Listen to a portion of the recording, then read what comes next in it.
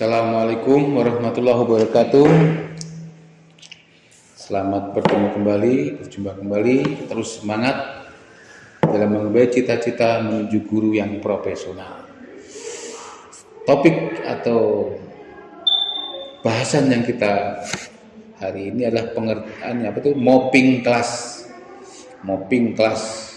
Barangkali ada yang tahu apa mopping kelas? Ya, betul. Perpindahan, betul, pertukaran. Ya, mopping kelas ini memang untuk di sekolah dasar masih belum familiar, sebab guru di SD itu kan guru kelas. Kalau dia kelas 1 ya di situ aja seumur kelas sampai 1 tahun. Nah, kita sebagai seorang pendidik kekinian, kebaruan, bisa dilakukan tuh mopping kelas itu. Mopping kelas itu adalah perpindahan dari satu kelas ke kelas lain sesuai dengan pelajarannya. Jadi kalau muridnya terukur, artinya terbatas sesuai dengan standar yang ada, misalnya 20 lah katakanlah. Sekolah itu semua berstandar nasional, muridnya 20. Ini akan memudahkan untuk melakukan mopping kelas. Jadi tidak ada yang kelas yang katakanlah permanen. Kelas 1 di situ aja, kelas 6 di situ. Ini bisa menimbulkan kebosanan. Oleh sebab itu, guru-guru muda harus membuat strategi-strategi, membuat ide-ide bagaimana misalnya 1 minggu sekali mopping kelas. Atau misalnya bisa saja setiap mata pelajaran. Tapi kan di kelas itu kan guru golongan. Ini ide-ide, gagasan-gagasan bisa kita lakukan. Ya tujuannya supaya untuk menghilangkan kebosanan, kejenuhan aja sebetulnya ya. Dan gurunya tentu berdasarkan kualifikasinya atau keahliannya, keilmuannya. Jadi mau tidak mau kita harus mencoba sesuatu yang baru. Adapun tujuannya adalah untuk membiasakan peserta didik agar merasa hidup nyaman dan belajar. Karena bergantian ruangan tadi melatih kemandirian. Ketika pindah ruang kelas berarti kan harus memindahkan apa ya, tasnya. Kadang-kadang kalau kelas bawah kan tasnya terlalu berat, diisi berbagai macam, di situ ada buku, ada makanan yang dari orang itu disatukan dalam kelas. Ini perlu hati-hati. Jadi guru harus mengidentifikasi nih kelas berapa nih. Sehingga ketika berpindah ke ruang kelas karena di sana ruang kesenian, maka anak-anak perlu diarahkan, dibimbing dengan tertib, keluar masuk kelas ya. Lalu lalangnya anak itu jangan sampai membuat anak tersilakan. Juga memang ruang kelas IPA itu ada disebut lab IPA di SD, lab IPS, lab matematika. Ini penting sekali. Sehingga kalau belajar matematika tidak di kelas, di lab matematika, lab IPA, lab IPS dan sebagainya. Sehingga ada sesuatu yang baru bagi anak. Apalagi dengan dunia digital kita bisa menghadirkan alam di dalam kelas tersebut. Juga di sini penting sekali efektivitas. Jadi harus direncanakan mopping kelas menjadi sebuah kebijakan.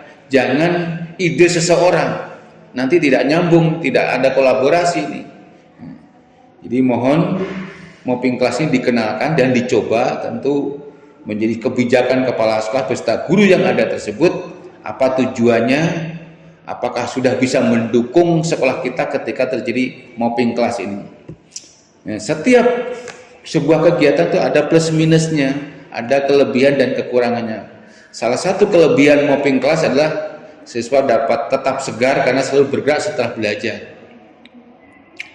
Ya, kadang-kadang kalau anak di kelas mata pelajaran monoton, anak ngantuk nih. Anak-anak, sekarang kita akan pindah kelas ke ruang matematika. Dia sudah terbayangkan, di kelas itu ada macam-macam alat, ya. Ada alat ukur, ada timbangan. Ya, anak tersemangat, termotivasi untuk seperti itu.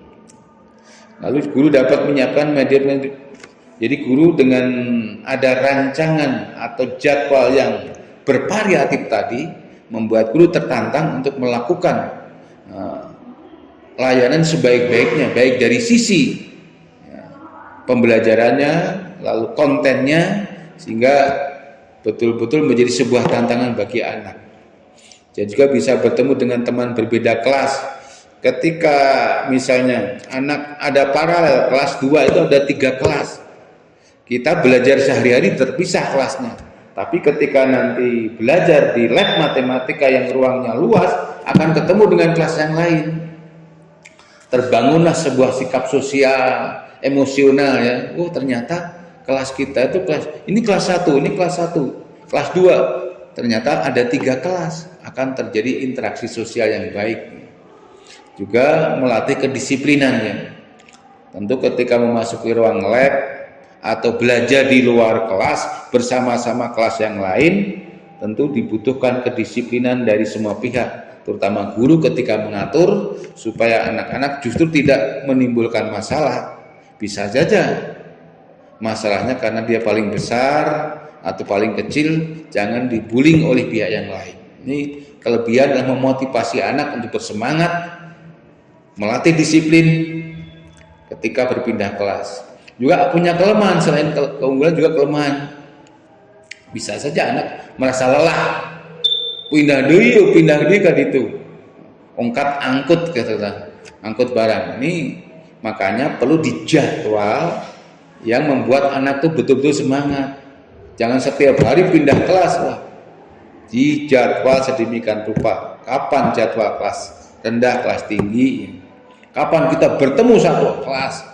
Bisanya di lapangan saja, bisa saja ada materi khusus yang perlu dijelaskan dengan lesehan di halaman. Apabila kelemahan ini tidak diatasi, bisa membuat lelah, konsentrasi anak jadi bubar, tidak konsentrasi.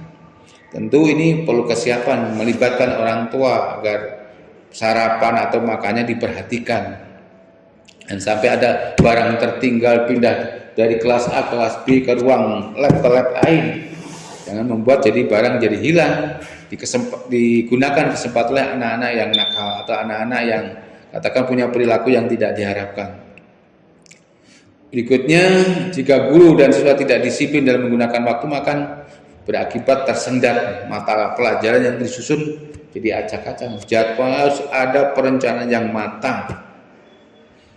Kalau labnya ada 4, berarti harus dijadwal sedemikian rupa kelas bawah kelas tingginya.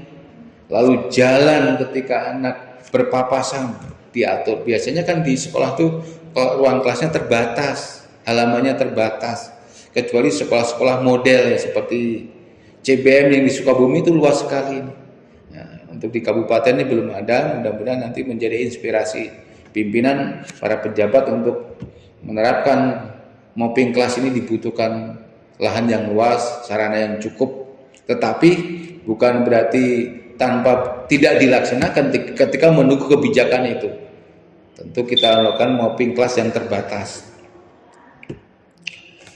Strategi pengelolaan mopping kelas itu tentu pertama kita harus identifikasi peserta didiknya, lalu materinya apa, lalu pengelolaannya apakah kita bersinergi dengan kelas yang paralel. Guru kelas 1 kan misalnya ada 3, silih bergantian nanti siapa materi ini kita bagi materi awal, di tengah-tengah, di akhir. Jadi bisa berkolaborasi, termasuk administrasinya. Apa yang kita lakukan tercatat. Ketika materi tematik itu kan beberapa mata pelajaran, ini sering berkolaborasi, bersinergi, sehingga anak-anak akan lebih tertarik. Wah, nanti akan buat ibu ini bapak ini membuat gairah anak. Tentu di dalam strategi mopping ini pencapaian pembelajaran tidak maksimal atau tidak tercapai. Ini perlu diidentifikasi materi mana yang belum dipahami. Maka perlu adanya kegiatan perbaikan atau remedial ya. Sebab ini hal-hal yang baru ya bagi sekolah dasar. Sehingga nanti anak memperoleh nilai itu tidak merasa didolimi, dia puas. Sebab tadi bekerja di kelompok dia sudah bisa mengukur, kelompoknya beda kelas lagi. Tentunya ini perlu ada perencanaan, pelaksanaan, evaluasi. Nah, tindak lanjutnya itu perbaikan atau pengayaan. Itu saja yang perlu Bapak sampaikan kaitannya dengan mopping kelas hal yang baru bagi sekolah dasar yang perlu hati-hati pelaksanaannya. Tapi jangan takut mencoba. Takut mencoba. Ada pertanyaan? Ya, iya tadi Bapak katakan hal yang baru. Karena memang usia anak SD 7 sampai 12 tahun ini jangan kita lalu tidak berani, harus berani. Apa sih keuntungannya? Apa sih keunggulannya, akan tahu. Apa sih kelemahannya? Sehingga kita disuruh membuat rancangan bagaimana mopping class sebagian dari untuk memotivasi belajar siswa akan lebih baik untuk membangun sikap sosial, emosional, dan intelektual mereka. Demikian, terima kasih. Bapak akhiri. Assalamualaikum warahmatullahi wabarakatuh.